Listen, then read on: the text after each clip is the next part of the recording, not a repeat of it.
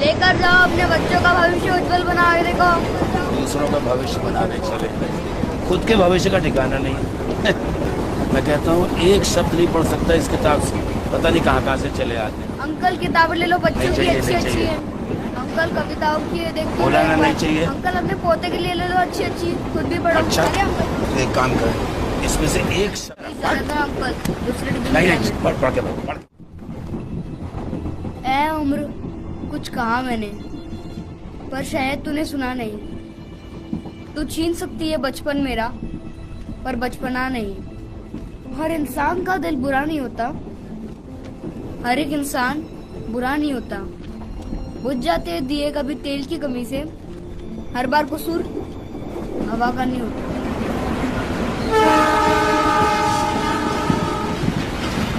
चल बत्ती, स्कूल जाने के लिए देरी होती है।